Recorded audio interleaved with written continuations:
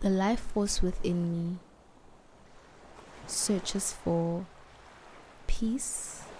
The life force within me searches for contentment.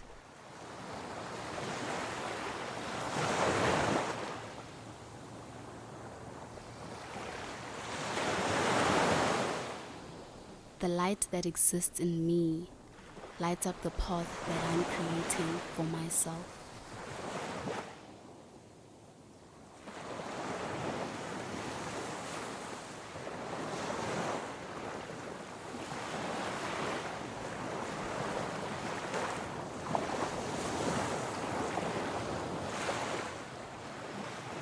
There's something so great in me, above me, and around me that I can tap into, live with, embody, and be.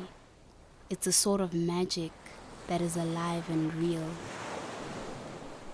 We often think that the magic lies in what we'll accomplish. We create scenarios of what we think looks like happiness and success and prosperity.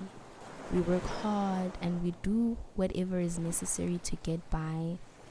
We try and survive under the circumstances that we find ourselves in. And I want to thrive. I want to live a life whereby I'm not aimlessly working towards a happiness that I might never find. Perhaps what we are searching for lies within ourselves.